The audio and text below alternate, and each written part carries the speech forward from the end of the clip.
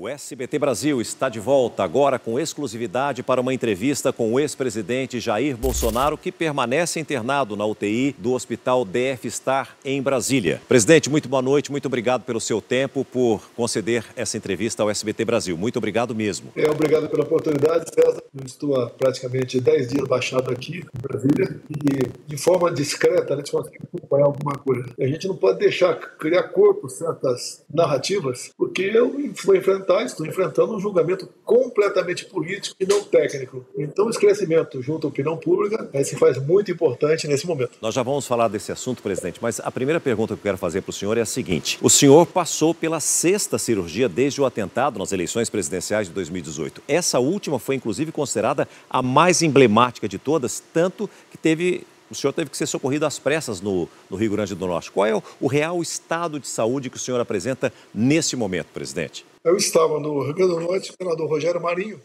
e após o primeiro evento comecei a passar mal. Rapidamente o pessoal me levou para um hospital público, lá em Rio Grande do Norte, é o Hospital de Santa Cruz, e fui muito bem atendido, depois deslocado para o Hospital Rio Grande, e depois de avião UTI para Brasília. Uma cirurgia no último domingo, dia 13, que começou por volta de 9 da manhã, acabou 21 horas, ou seja, 12 horas de cirurgia. Foi a cirurgia mais invasiva, complexa e de risco que eu enfrentei até hoje. E essas questões eu vou ter que aprender a conviver com ela. Bom, vamos falar sobre a denúncia da Procuradoria-Geral da República e o julgamento no Supremo Tribunal Federal sobre essa tentativa de golpe de Estado. O senhor disse que sempre não tem como dizer que teria participado dos atos porque estava nos Estados Unidos nesse período. Esse argumento, o senhor acredita que é suficiente para convencer os ministros do STF? Olha, pelas condenações que estiveram até agora, condenações absurdas, é um processo, tipicamente político, não tem nada de técnico. Então eu disse para você, como é que eu posso deteriorar um patrimônio se estava fora do Brasil? A outra questão também é dano qualificado contra o patrimônio da União, ou seja, é a mesma coisa, uma repetição.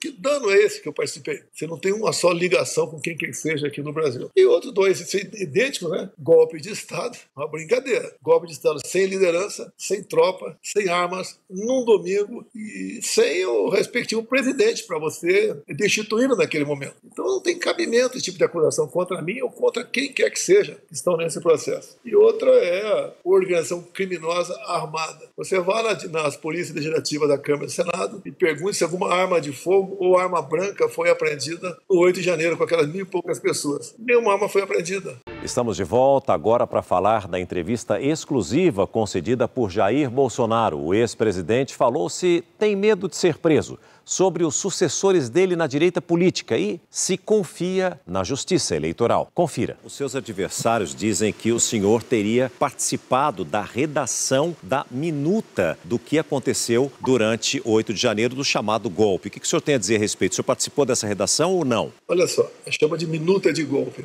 Minuta de golpe, segundo eles, está em cima de um dispositivo constitucional, estado de defesa. É bom você tocar nesse assunto, César, porque olha só, quando acabaram as eleições, nós aqui peticionamos o Tribunal Superior Eleitoral sobre algumas inconsistências que havíamos notado. E tínhamos outras petições a fazer. Bem, no dia seguinte, o presidente do TSE, o senhor Alexandre de Moraes, mandou o arquivo e nos deu uma multa de 22 milhões de reais. Eu duvido um só advogado dizer que o seu cliente ou ele foi multado por ter peticionado um juiz, seja que instância for pelo Brasil afora. O único multado foi o nosso partido. Quando então, reuni com algumas pessoas e começamos a conversar, outra forma de questionar aquilo que nós tínhamos a convicção de estarmos certos, dentro das 4 linhas da Constituição. E daí apareceu a história da minuta de golpe, que foi encontrado esse papel na casa do ministro Anderson Torres, chamado Estado de Defesa. Mas o senhor chegou a participar de uma discussão, pelo menos com relação a isso ou não? Nós conversamos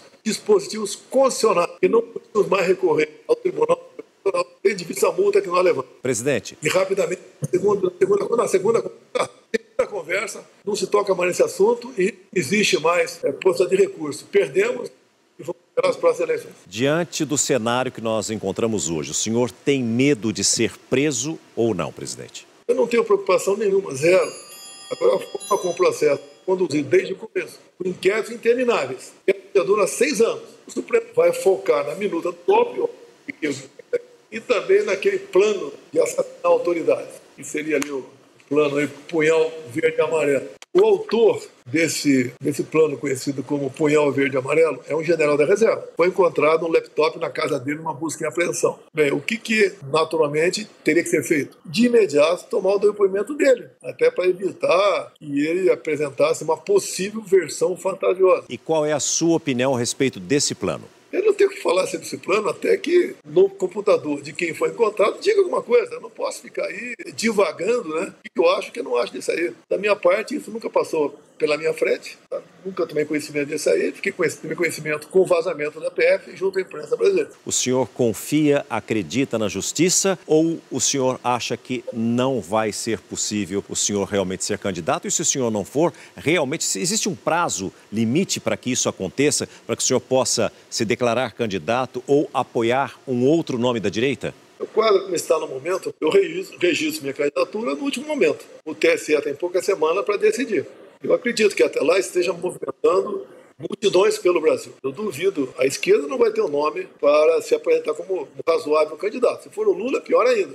Não tem liderança formada pela esquerda no Brasil. Do nosso lado direita tem bons nomes por aí, não vou citar nenhum nome deles, né? Tem bons nomes, mas cada um dentro do seu partido deve cavar seu espaço. Então esses candidatos têm que começar a rodar pelo Brasil. Fazer realmente o seu trabalho para ganhar a simpatia e a confiança da população. A população não quer, a maioria da população não quer outro nome à direita que não seja Jair Messias Bolsonaro. E ponto final. Mesmo assim, o senhor continua confiando na Justiça Eleitoral do Brasil? Olha, a Justiça Eleitoral, ela muda muito rapidamente o seu perfil. Que lá são mandatos passageiros, né? Que muda muito rapidamente. Tenho apenas duas últimas perguntas para fazer. A primeira é a respeito da morte do Papa. Como é que o senhor vê o legado de Francisco à frente da Igreja Católica e o que esperar do próximo Papa? Eu lamento a morte de qualquer pessoa qualquer pessoa não, né? Grande parte das pessoas pelo Brasil afora aí. Mas é um momento lamentável. Quero, obviamente, que a fumaça branca apareça novamente o mais rápido possível no Vaticano. Por que é que as pessoas perguntam por que é que o presidente não veio para São Paulo e optou em ir para Brasília?